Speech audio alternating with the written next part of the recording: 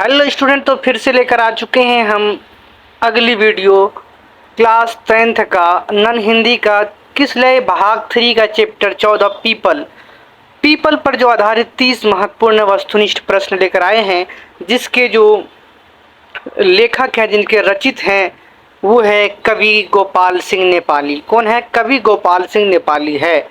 तो चलिए हम लेकर चलते हैं। प्रश्न नंबर पहला है हमारा, पीपल कविता के रचयिता कौन है? जो मैंने अभी बताया कि पीपल कविता के जो रचयिता है, इसको जो लिखने वाले हैं, वो है गोपाल सिंह नेपाली। कौन है? गोपाल सिंह नेपाली हैं। ऑप्शन नंबर बी बिल्कुल सही है। चलिए अगला प्रश्न है, पीपल कविता किस विधा की रचना है? तो पीपल कविता जो है वो कविता है। क्या है? कविता है। ऑप्शन नंबर सी बिल्कुल सही है।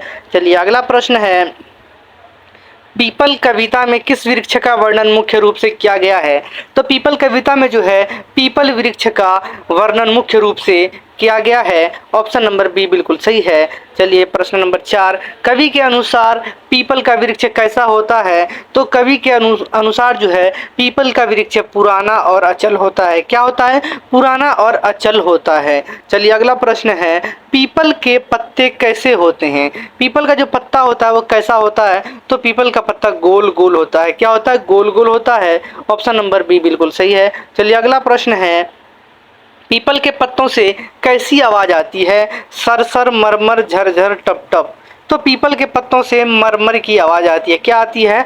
मरमर की आवाज आती है। ऑप्शन नंबर बी बिल्कुल सही है। चलिए अगला प्रश्न है, ऊपर विस्तृत नभ नील नील, नीचे वसुधा में नदी झील, यह पंक्ति किस कविता की है? तो यह पंक्ति जो है पीपल कविता की है। किसकी है? पीपल कविता की है।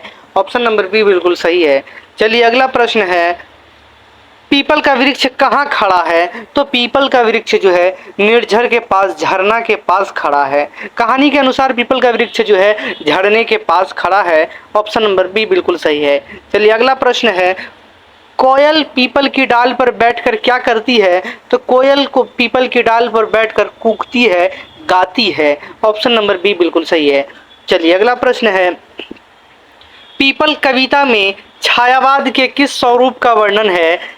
तो पीपल कविता में जो छायावाद के प्रकृति के विविध रूपों का स्वरूप है। क्या है? प्रकृति के विविध रूपों का स्वरूप है। ऑप्शन नंबर बी बिल्कुल सही है। चलिए अगला प्रश्न है, पीपल के वृक्ष के नीचे कौन विश्राम करता है? तो पीपल के वृक्ष के नीचे थका हुआ पथिक विश्राम करता है, थका हुआ यात्री विश्राम करता है। ऑप्शन नंबर बी बिल्कुल सही है। चलिए अगला प्रश्न है, जब वर्षा होती है तो कोमल पत्तों पर पानी गिरने से कैसी ध्वनि आती है? तो जब वर्षा होती है तो पीपल के कोमल पत्तों पर पानी गिरने से छम छम की आवाज आती है। किसकी? छम छम की आवाज आती है। ऑप्शन नंबर सी बिल्कुल सही है। चलिए अगला प्रश्न है, वन्य प्रांत के सौंदर्य का वर्णन किस कविता में मिलता है? तो वन्य प्रांत के सौंदर्य का वर्णन पीपल कविता में मिलता है। ऑप्शन नंबर बी बिल्कुल सही है। चलिए अगला प्रश्न है, प्रश्न नंबर 14, वो है पीपल के पत्ते गोल गोल कुछ कहते रहते डोल डोल, यहाँ डोल डोल का क्या अर्थ है? तो यहाँ डोल डोल का अर्थ है हिलना डुलना। क्या है? हिलना डुलना है। ऑप्शन नंबर बी बिल्कुल सही है। चलिए अगला प्रश्न है, पीपल का वृक्ष सदियों से क्या देख रहा है? तो पीपल का वृक्ष जो है सदियों से प्रकृति के उतार चढ़ाव और ऋतुओं को देख रहा है। ऑप्शन नंबर बी बिल्कुल सही है। चलिए अगला प्रश्न है, बुलबुल पीपल की डाल पर क्या करती है? तो बुलबुल पीपल की डाल पर जो है चहकती है। क्या करती है? चहकती है। ऑप्शन नंबर बी बिल्कुल सही है। चलिए अगला प्रश्न है, निर्झर के पास कौन सा वृक्ष खड़ा है? मतलब झरना के पास कौन सा वृक्ष खड़ा है कहानी के अनुसार? तो झरना के पास पीपल का वृक्ष खड़ा है। कौन सा? पीपल का वृक्ष खड़ा है। ऑप्शन नंबर बी सही है। चलिए अगला प्रश्न है, पीपल के वृक्ष की छाया कैसी होती है? तो पीपल के वृक्ष की छाया शीतल मतलब ठंडी और सुखद होती है। ऑप्शन नंबर बी बिल्कुल सही है। चलिए अगला प्रश्न है, गोपाल सिंह नेपाली किस युग के कवि माने जाते हैं?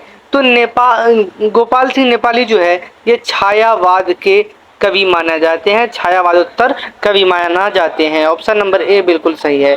चलिए अगला प्रश्न है, नदी निर्झर का अर्थ क्या है? तो नदी और निर्झर का अर्थ है नदी और झरना। क्या है? नदी और झरना है। ऑप्शन नंबर बी बिल्कुल सही है। चलिए अगला प्रश्न है, पीपल के आसपास कौन से पक्षी दिखाई देते हैं?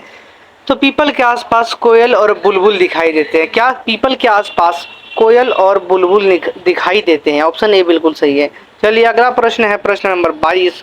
वो है पीपल की जड़ें कहाँ तक फैली होती हैं? पीपल की जड़ें पाताल तक, गहराई तक फैली होती है। ऑप्शन नंबर बी बिल्कुल सही है।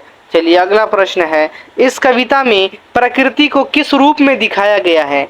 तो इस कविता में प्रकृति को जो है सजीव और प्राणवान सखा के रूप में दिखाया गया है। ऑप्शन नंबर बी बिल्कुल सही है। चलिए अगला प्रश्न है, पीपल के पत्तों का रंग कैसा है? तो पीपल के पत्तों का रंग हरा है। कैसा है? हरा है। ऑप्शन नंबर बी बिल्कुल सही है। चलिए अगला प्रश्न है, कानून का यह तरुवर, यहाँ तरुवर का अर्थ क्या है? तो कानन का यह तरुवर, तो यहाँ तरुवर का अर्थ है श्रेष्ठ वृक्ष है। ऑप्शन नंबर बी बिल्कुल सही है। चलिए अगला प्रश्न है, पीपल के वृक्ष के कोटरों में कौन रहता है? तो पीपल के वृक्ष के कोटरों में गिलहरियां और पक्षी रहता है। कौन रहता है? गिलहरियां और पक्षी रहता है। Option number